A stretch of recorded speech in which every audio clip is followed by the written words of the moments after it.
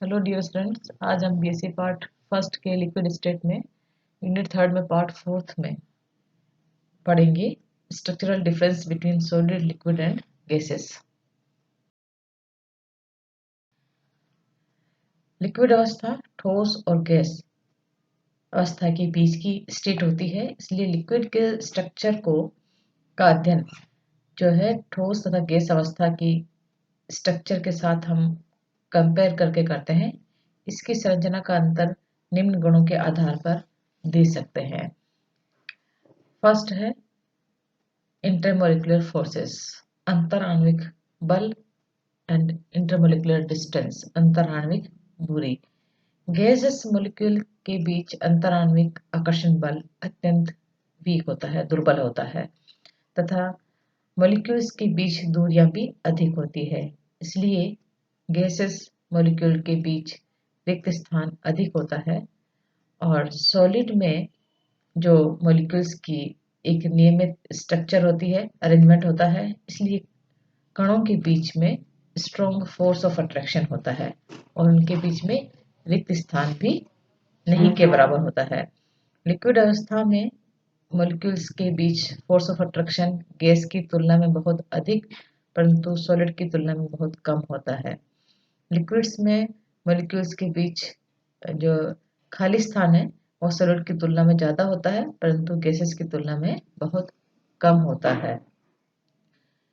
इनकी जो ज्योमेट्री है वो है, जो सॉलिड है उसकी एक जो है मॉलिक्यूल्स है एक विशिष्ट विन्यास में वितरित होते हैं, यानी डेफिनेट ज्योमेट्री होती है सॉलिड्स की। लिक्विड में इनकी ज्योमेट्री निश्चित नहीं होती, परंतु जो मॉलिक्यूल्स है एक जो है सीमित व्यवस्था पाई जाती है, लेकिन इनकी अरेंजमेंट निश्चित होता है। और गैसेस में कोई भी ज्योमेट्री निश्चित नहीं होती है, क्योंकि जो मॉलिक्यूल्स है पूर्णतः क्या होते हैं, अव्यवस्थित रूप से वितरित रहते हैं। जो दूसरा डिफरेंस है वो है इसका शेप एंड वॉल्यूम का।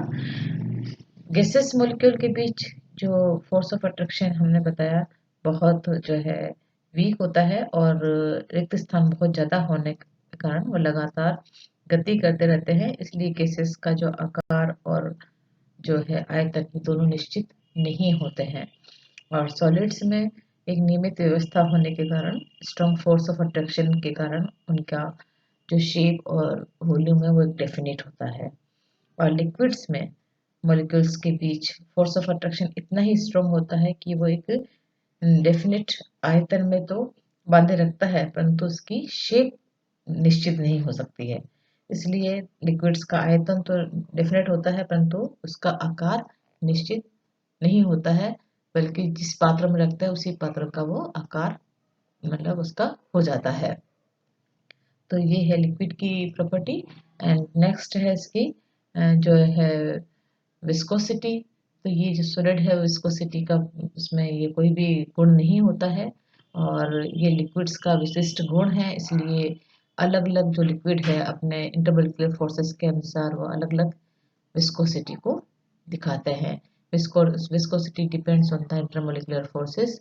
तो हर लिक्विड्स जो है उसकी स्पेसिफिक प्रॉपर्टी होती है, ये जितना इंटरमोलिकुलर फोर्सेस का मान होगा उसके अकॉर्डिंग ही वो उसकी विस्कोसिटी का मान होगा। और गैसेस भी जो है विस्कोसिटी को शो नहीं करते हैं। और इसी तरह से सरफेस टेंशन है, सरफेस टेंशन भी जो है सॉलिड्स में नहीं होता है और ये भी एक लिक्विड का जो है विशिष्ट गुण है। और इसके कारण कोई द्रव की जो जो बहने की नीचे की ओर जो फोर्स ऑफ अट्रैक्शन रहता है, इसलिए वो नीचे तरफ बहता है, तो ये बहने के गुण को हम प्रस्तनाव करते हैं। तो ये लिक्विड का ये विशिष्ट गुण है, जबकि गैसेस इस प्रॉपर्टीज को शो नहीं करते हैं। और प्रवाह की प्रवृत्ति है वो भी हम जानते हैं सॉलिड में नहीं होती है, और ये भी लिक्विड में अलग अलग वेलोसिटी से जो है लिक्विड का फ्लो होता है, इसलिए ये भी इसकी स्पेसिफिक प्रॉपर्टी है। और गैसों में ये कहते हैं अणु पूर्णतः क्या कहते हैं फ्री, मतलब स्वतंत्र गति से इसमें घूमते हैं, इसलिए इनका अलग मतलब फ्लो रेट डिटरमाइन कर सकते हैं। और डिफ्यूजन है, जो डिफ्यूजन तो जो है गैसेस के मॉलिक्यूल्स के बीच जो वीक फोर्स ऑफ अट्रैक्शन है और रिक्त स्थान ज़्यादा होता है, इसलिए फ्रीली मूवमेंट करते हैं, इसलिए एक गैस दूसरे गैस में इजीली डिफ्यूज हो जाती है। और नेक्स्ट है इसकी विषम देशिकता या हम वह समदेशिकता। ये जो है विशिष्ट क्रिस्टलीय संरचनाओं के मध्य के कारण ये क्या होते हैं, विषम देशिक होते हैं, और जबकि लिक्विड समदेशिक होते हैं, और ये भी समदेशिक होते हैं गैसेस भी। और नेक्स्ट है इसकी कंप्रेसिबिलिटी। गैसेस के मॉलिक्यूल्स के बीच गैसेस के मॉलिक्यूल्स के बीच में जो है रिक्त स्थान ज़्यादा होता है, इसलिए वह इजीली कंप्रेस की जा सकती है। सॉलिड के मॉलिक्यूल्स काफ़ी कॉम्पैक्टली बॉन्डेड होते हैं, स्टील में फ्री स्पेस नहीं होने के कारण सॉलिड्स में कंप्रेसिबिलिटी की प्रॉपर्टी नहीं होती है। और गैसेस में जो लिक्विड्स में जो है मॉलिक्यूल्स के बीच एक डेफिनेट रिक्त स्थान होता है, थोड़ा रिक्त स्थान सॉलिड के कंपेरेटिवली ज़्यादा होता है और गैसेस की तुलना में कम होता है, इसलिए लिक्विड्स में कंप्रेसिबिलिटी सॉलिड की तुलना में ज़्यादा परंतु गैसेस की तुलना में बहुत ही कम होती है। और डेंसिटी मैंने बता ही दी आपको कि डेंसिटी का मान तो जो गैसेस के मॉलिक्यूल्स में बहुत नहीं के बराबर होता है, सॉलिड की डेंसिटी सबसे ज़्यादा होती है और लिक्विड्स की बीच की डेंसिटी होती है। और एक और चीज है, वो है thermal expansion and compression. Gases के मॉलिक्यूल्स के बीच दूरी अधिक होने के कारण उसमें थर्मल एक्सपेंशन और कंप्रेशन ज़्यादा होता है, और सॉलिड्स में कणों के बीच दूरी अत्यंत कम होने के कारण थर्मल एक्सपेंशन और संकुचन अत्यंत कम होता है। और लिक्विड्स में दूरी जो है ठोस से तो क्या है अधिक परंतु गैसेस से कम होती है, इसलिए लिक्विड्स में थर्मल एक्सपेंशन सॉलिड से ज़्यादा परंतु गैसेस की तुलना में कम होता है। अब हम बात करेंगे नेक्स्ट टॉपिक जो है, ये थे differences between the structural differences between solid liquid and gas. It is very important topic. Now we discuss the liquid crystal और mesomorphic state. It is very important topic. अब हम पढ़ेंगे लिक्विड क्रिस्टल या mesomorphic अवस्था क्या है। इसको समझने के लिए हम देखते हैं कि जब किसी सॉलिड को गर्म करते हैं तो एक निश्चित ताप पर वो लिक्विड अवस्था में बदल जाता है। ये डिफरेंट टेम्परेचर हम उसका क्या बोलते हैं, इसका मेल्टिंग पॉइंट होता है, जिसमें कि वो सॉलिड स्टेट से लिक्विड अवस्था में आ जाता है। परंतु कुछ ऐसे ही भी ठोस पदार्थ होते हैं जो कि गर्म करने से पहले एक डेफिनेट टेम्परेचर पर एक अपारदर्शी लिक्विड यानी टर्बिड लिक्विड में बनाते हैं, और उसको ज़्यादा गर्म करेंगे तो एक निश्चित ताप पर वह एक मतलब प्योर लिक्विड यानी बिल्कुल क्लियर लिक्विड में चेंज हो जाता है। जब इस लिक्विड को हम ठंडा करते हैं तो अपोजिट जो रिएक्शन होती है, यानी वो पहले एक निश्चित ताप पर अपारदर्शी द्रव में बदलता है, फिर एक निश्चित ताप पर ठोस अवस्था में बदल जाता है। ऐसे पदार्थ को हम इस तरह से शो कर सकते हैं, जैसे कि आप स्लाइड में देख रहे हैं कि जब वो मतलब सामान्यतः जब किसी ठोस को गर्म करते हैं तो वो अपने गलनांक पर वास्तविक पारदर्शी द्रव में परिवर्तित हो जाता है, परंतु जो है जब वापस उसको गर्म करते हैं तो उसमें निश्चित ताप पर एक टर्बिड में चेंज हो जाता है। ऐसे गुण क्रिस्टलीय ठोस के अत्यधिक समान होते हैं। ये अवस्था कहलाती है मेसोमॉर्फिक स्टेट। और लिक्विड क्रिस्टल्स को और अधिक गर्म करेंगे तो एक निश्चित ताप पर वो सामान्य पारदर्शी द्रव में परिवर्तित हो जाते हैं। तो ये हम देख रहे हैं इस तरह से कि आप स्लाइड में देख रहे हैं कि जब हम सॉलिड को गर्म करते हैं तो एक डिफरेंट टेम्परेचर पर मेसोमॉर्फिक स्टेट आती है, और गर्म करते हैं तो मेल्टिंग पॉइंट के बाद वो यानी ये टर्बिड अवस्था होती है, और उसके बाद वो क्लियर लिक्विड स्टेट में चेंज हो जाते हैं, और ज़्यादा गर्म करेंगे तो उसके बॉइलिंग पॉइंट पर वो वेपर स्टेट में आ जाता है। अतः जिस ताप पर सॉलिड पदार्थ लिक्विड क्रिस्टल में परिवर्तित होता है वह पदार्थ का संक्रमण ताप या ट्रांजिशन टेम्परेचर कहलाता है, जबकि जिस ताप पर लिक्विड क्रिस्टल वास्तविक द्रव में परिवर्तित होता है वह उसका गलनांक यानी उसका मेल्टिंग पॉइंट कहलाता है।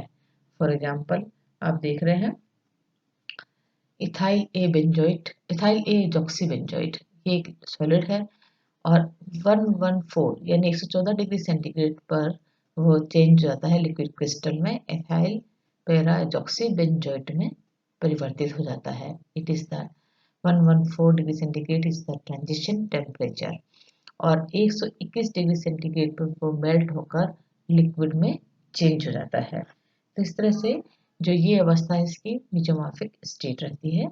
और अब हम इसको इस तरह से बता सकते हैं कि जिस टेम्परेचर पर सॉलिड पदार्थ क्या है एक टर्बिड या अपारदर्शी पारदर्शी द्रव में बदलता है वह उसका संक्रमण ताप कहलाता है।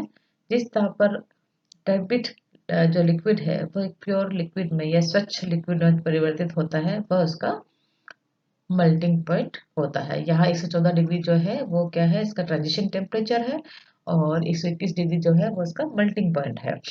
तो संक्रमण ताप तथा गलनांक के बीच अपारदर्शी जो द्रव है वो ध्रुवित प्रकाश के प्रति जो है अपवर्तन और व्यक्तीकरण दोनों का जो गुण प्रदर्शित करता है। यह गुण विषमदेशिक सॉलिड्स में पाया जाता है।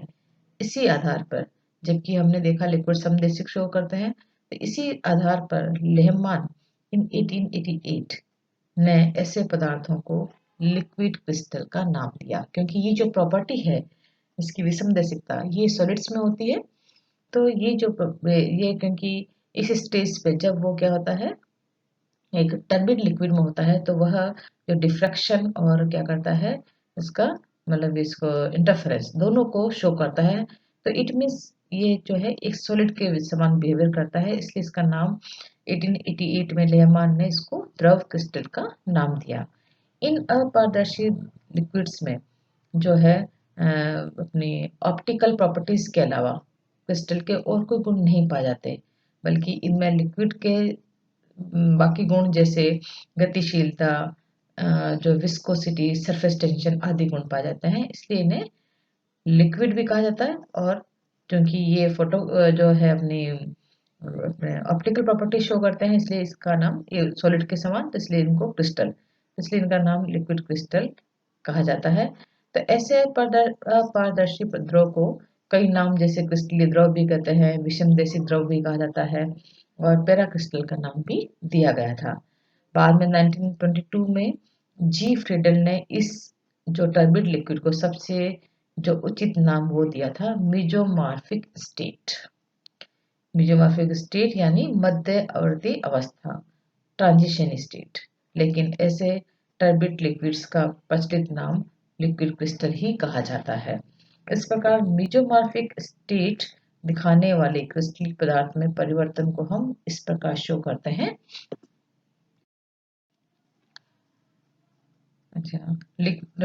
Solid convert into the mesomorphic state and mesomorphic state at melting point convert into the liquid state and liquid state convert into the at boiling point convert into the क्या है gaseous state। इस प्रकार का गुण जो सामान्यतः है लंबी श्रृंखला वाले कार्बनिक यौगिकों में पाया जाता है जिनके एंड पर क्या हो OR हो NHR हो COOR हो और बीच में क्या हो C डबल बॉन्ड N या N डबल बॉन्ड NO या C double bond C group होते हैं। तो ऐसे जो लिक्विड्स हैं वो दिखाते हैं मेसोमॉर्फिक स्टेट को शो करते हैं। और इस गुण को सबसे पहले 1889 में अपने कोलेस्ट्रॉल बेंजोइट में किया गया था और इसको हम कोलेस्ट्रॉल बेंजोइट को हम दिखा सकते हैं जो है पहले 145 पे जो है वो चेंज होता है मेसोमॉर्फिक स्टेट में चेंज होता है। 145 temperature is known as the transition temperature और 178 डिग्री सेंटीग्रेड इज द क्या है प्योर लिक्विड में चेंज हो जाता है। और अब ये जो है लिक्विड क्रिस्टल और जो सॉलिड और लिक्विड अवस्था में भी हम चेंज को पढ़ेंगे। और उससे पहले हम देखते हैं क्लासिफिकेशन ऑफ द जो है लिक्विड क्रिस्टल्स। लिक्विड क्रिस्टल को क्लासिफाइड किया गया था दो इसमें स्मेटिक अवस्था में और दूसरा है इसकी निमेटिक लिक्विड क्रिस्टल्स में ये हम पढ़ेंगे। और उससे पहले मैं एक और चीज़ और बताना चाहूँगी आपको difference between the liquid crystal solid and liquid state. Liquid crystal के कुछ जो प्रॉपर्टीज है वो जो सॉलिड के समान होती है परंतु अधिकांश गुण लिक्विड्स के समान होते हैं। इसी समानता कारण लिक्विड क्रिस्टल को सॉलिड तथा गैस लिक्विड के बीच की अवस्था मानते हैं, इसलिए लिक्विड क्रिस्टल्स को मीजोमॉर्फिक अवस्था भी कहते हैं। जो है सॉलिड लिक्विड और लिक्विड क्रिस्टल में जो डिफरेंसेस है, फर्स्ट है जो है फ्लूइडिटी का है। ठोस जो होते हैं फ्लूइडिटी नहीं शो करते हैं, लिक्विड क्रिस्टल शो करते हैं फ्लूइडिटी, और लिक्विड भी करते हैं। और ऐसी मोबिलिटी है, सॉलिड्स मोबिलिटी को नहीं शो करते हैं, लिक्विड क्रिस्टल मोबिलिटी को शो करते हैं, और लिक्विड्स भी मोबिलिटी को शो करते हैं। सरफेस टेंशन है, जो सॉलिड्स में नहीं होता है, लिक्विड क्रिस्टल्स में होता है और लिक्विड्स में भी शो होता है। विस्कोसिटी है, जो कि सॉलिड्स में नहीं होती है और लिक्विड क्रिस्टल में होती है और लिक्विड्स में भी होती है। और विषमदेशिकता यानी एनिसोट्रॉपी, ये जो है वो शो करते हैं, सॉलिड शो करते हैं और लिक्विड क्रिस्टल भी शो करते हैं, और जबकि लिक्विड्स जो होते हैं वो समदेशिक होते हैं। और डबल रिफ्लेक्शन है, वो सॉलिड प्रदर्शित करते हैं, लिक्विड क्रिस्टल भी करते हैं, जबकि लिक्विड जो है वो डबल रिफ्लेक्शन यानी द्विवर्तन नहीं शो करते हैं। इसलिए इसी तरह से डिफ्रैक्शन पैटर्न है, ये भी सॉलिड शो करते हैं, लिक्विड क्रिस्टल भी शो करते हैं, जबकि लिक्विड्स ऐसा प्रॉपर्टीज जो है डिफ्रैक्शन पैटर्न को यानी व्यक्तिकरण पैटर्न को वो नहीं शो करते हैं। It is a difference between the solid liquid and the liquid crystals. अब हम नेक्स्ट जो है लेक्चर में हम